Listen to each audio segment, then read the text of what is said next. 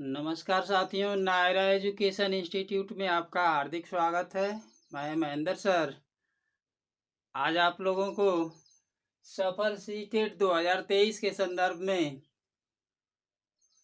चिंतन और कल्पना को लेकर के आया हूं। साथियों, चिंतन है क्या और कल्पना है क्या, इन दोनों के संबंध में मैं एक छोटा सा वीडियो लेकर के आपके सामने आया हूं, जो आपके सीटेट परीक्षा के लिए बेहद महत्वपूर्ण हो सकता है। आप ध्यान से इस वीडियो को देखें और अपनी परीक्षा में इसका लाभ उठाएं। तो साथियों, आज मैं चिंतन और कल्पना के संबंध में जो कुछ भी बताने जा रहा हूं, उसको बताने से पहले मैं चाहूँगा कि जो भी साथी मेरे इस वीडियो को पहली बार देख रहे हैं, वे प्लीज़ इस मेरे चैनल नायरा एजुकेशन इंस्टीट्यूट को लाइक करें, सब्सक्राइब करें और अन्य साथियों में भी शेयर करें, जिससे कि आप भी परीक्षा में उत्तीर्ण हो सकें और आपके साथी भी आपके साथ उत्तीर्ण हो सकें। साथियों, चिंतन, चिंता से चिंतन बनी है। किसी भी व्यक्ति को चिंता क्यों होती है, चिंतन क्यों होती है, इसके पीछे कोई न कोई साथियों कारण होता है, समस्या होती है। तो हम कह सकते हैं कि चिंतन की शुरुआत तब होती है जब किसी बालक अथवा व्यक्ति के सामने कोई समस्या उत्पन्न होती है। बगैर समस्या के चिंतन का होना स्वाभाविक नहीं है। कभी कभी चिंतन व्यर्थ में भी व्यक्ति करने लगता है, बालक व्यर्थ में करने लगता है। चिंतन एक प्रकार की सोच है साथियों, लेकिन वह सोच जो है समस्या उत्पन्न होने पर आती है और चिंतन की प्रक्रिया तब तक चलती रहती है जब तक कि समस्या का समाधान नहीं हो जाता है। तो साथियों, चिंतन को आपने सुना कि चिंतन की शुरुआत समस्या से होती है और जब समस्या का समाधान समाप्त हो जाता है, समाधान हो जाता है, तो चिंतन समाप्त हो जाती है। तो साथियों, मैंने बताया कि चिंतन कभी कभी बालक अथवा व्यक्ति व्यर्थ में भी करने लगता है। कोई समस्या उसके सामने उपस्थित नहीं होती, फिर भी वह चिंतन करने लगता है, तो वह व्यर्थ होता है। लेकिन वास्तव रूप में चिंतन की शुरुआत तभी होती है जब बालक अथवा व्यक्ति के संबंध में कोई समस्या उत्पन्न होती है और यह प्रक्रिया तब तक चलती रहती है जब तक समस्या का समाधान नहीं हो जाता है। तो साथियों, चिंतन को आपने सुना। कल्पना क्या है? कल्पना, कल्पना साथियों, हंस रहे हैं कुछ लोग।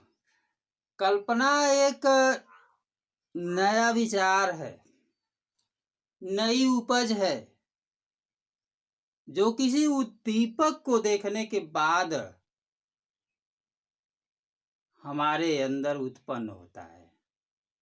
किसी उद्दीपक को जब हम देखते हैं, किसी वस्तु को हम देखते हैं, किसी पदार्थ को हम देखते हैं, तो हमारे समक्ष, हमारे मन में उससे संबंधित जो भी विचार उत्पन्न होते हैं, वह कल्पना है। साथियों, कल्पना को दूसरे रूप में हम कह सकते हैं कि कल्पना पुराने विचारों के साथ नए विचारों की उपज है। पुराने विचारों के साथ नए विचारों की उपज है। जैसे साथियों, आप किसी सफर में चल रहे हैं, आप सफर में चलते हुए आपके अंदर तत्काल कोई विचार उत्पन्न हुआ और वह विचार यह उत्पन्न हुआ कि काश यह व्यवस्था मेरे पास भी उपस्थित होती और मैं इस प्रकार के साधन से स्वयं सफर करता। साथियों, इस प्रकार की सोच, नए विचार, नई उपज कल्पना है। तो साथियों, चिंतन और कल्पना से संबंधित कुछ प्रश्न लेकर के हम आए हैं जो आपकी परीक्षा में बेहद महत्वपूर्ण हो सकते हैं। तो पहला प्रश्न है, चिंतन को जीव शरीर के वातावरण के प्रति चैतन्य समायोजन कहा जाता है। चिंतन को जीव शरीर के वातावरण के प्रति चैतन्य समायोजन कहा जाता है। यह किसने कहा है?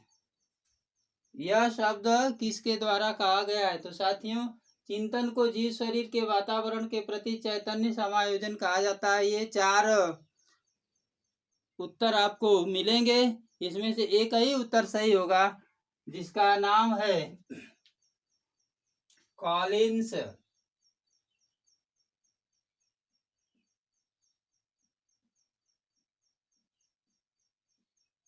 कॉलिंस व ड्रेवर महोदय का कथन है। साथियों, ध्यान दीजिएगा।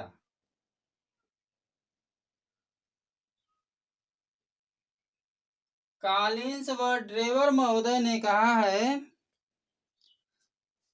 कि चिंतन को जीव शरीर के वातावरण के प्रति चैतन्य समायोजन बताया गया है। दूसरा क्वेश्चन है, चिंतन का संबंध वास्तविकता से होता है, परंतु कल्पना का संबंध वास्तविकता से।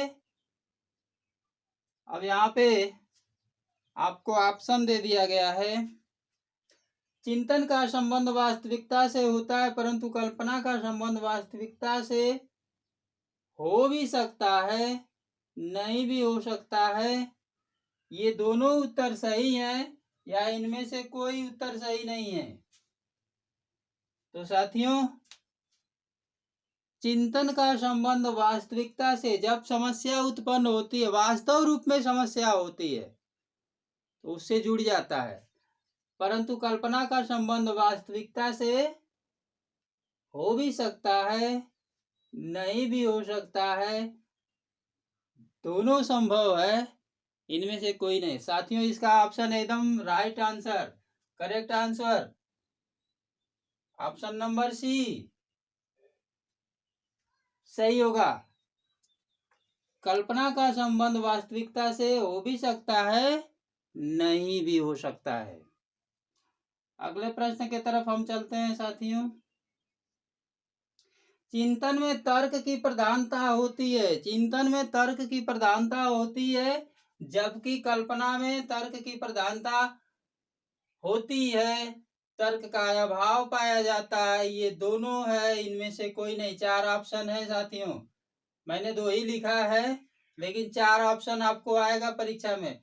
तो चिंतन में तर्क की प्रधानता होती है, जबकि कल्पना में तर्क नहीं होता है। भाई, तर्क होता ही नहीं है, तर्क का अभाव पाया जाता है। अगला प्रश्न, चिंतन तथा कल्पना दोनों ही ज्ञानात्मक एवं रचनात्मक मानसिक प्रक्रियाएं हैं, नहीं है? ये दोनों हो भी सकती हैं, नहीं भी हो सकती हैं, इनमें से कोई नहीं।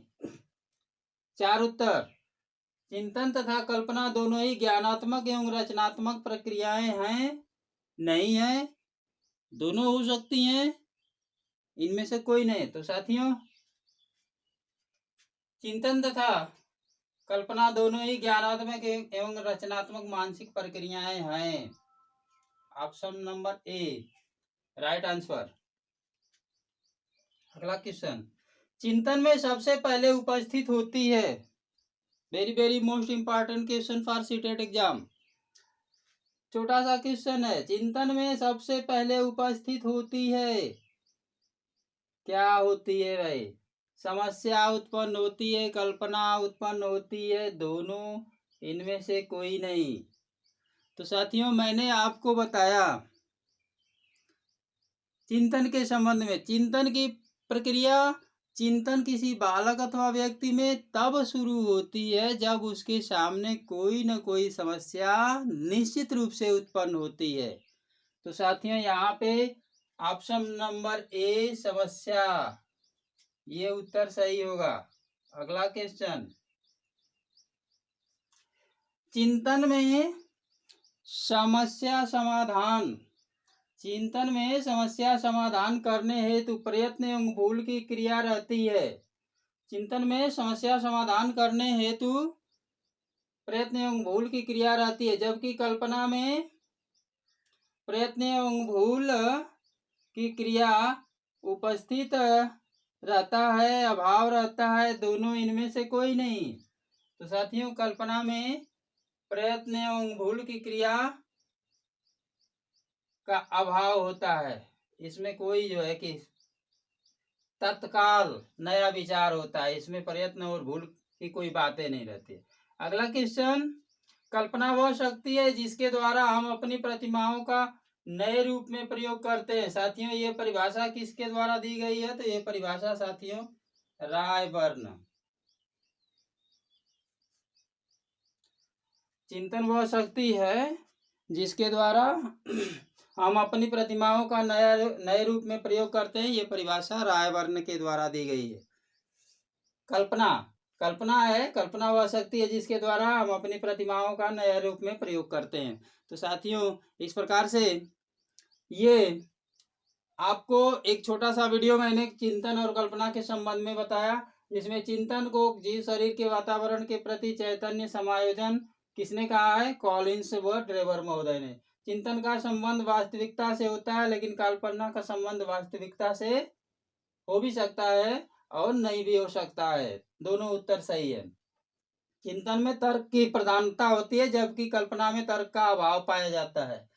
चिंतन तथा कल्पना दोनों ही ज्ञानात्मक एवं रचनात्मक मानसिक प्रक्रियाएं। साथियों, चिंतन में सबसे पहले समस्या उत्पन्न होती है। चिंतन में समस्या समाधान करने हेतु प्रयत्न एवं भूल की क्रिया रहती है, जबकि कल्पना में प्रयत्न एवं भूल का अभाव रहता है। और कल्पना वह शक्ति है जिसके द्वारा हम अपनी प्रतिमाओं का नए रूप में प्रयोग करते हैं। ये परिभाषा जो है, कल्पना की परिभाषा रायबर्न महोदय ने दिया है। तो साथियों, आज के वीडियो में बस यहीं तक।